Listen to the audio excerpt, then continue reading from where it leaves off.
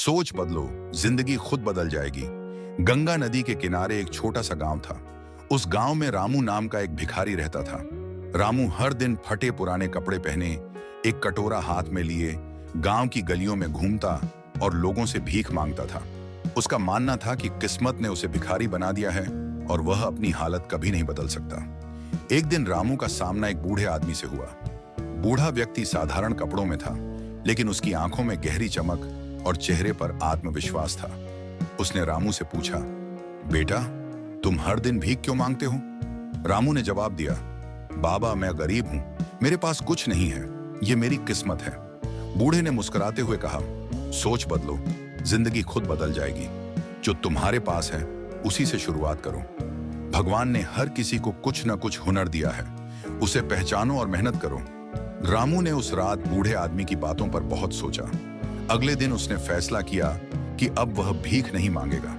उसके पास एक पुराना सा चूल्हा और कुछ लकड़ियां थीं। उसने गांव के पास के बाजार में जाकर थोड़ी सी दाल और चावल खरीदे। रामू ने गांव के पास मजदूरों के लिए सस्ते और स्वादिष्ट भोजन बनाकर बेचना शुरू कर दिया। शुरू में उसे संघर्ष करना पड़ा, लेकिन उसकी मेहनत रंग लाई। धीरे धीरे उसकी खाने की गुणवत्ता और ईमानदारी की चर्चा पूरे गांव में फैल गई। कुछ महीनों बाद रामू ने अपनी छोटी सी दुकान खोल ली। उसने अपने व्यापार को और बढ़ाने के लिए नए आइडिया सोचे।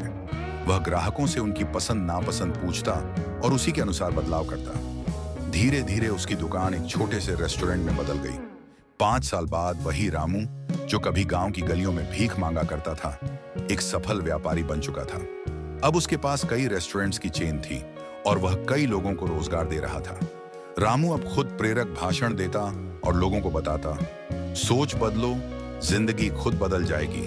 अगर मैं बदल सकता हूं तो आप भी बदल सकते हैं। संदेश रामू की कहानी हमें सिखाती है कि हालात चाहे जैसे भी हों, अगर हम अपनी सोच और मेहनत में बदलाव लाएं तो सफलता हमारी हो सकती है।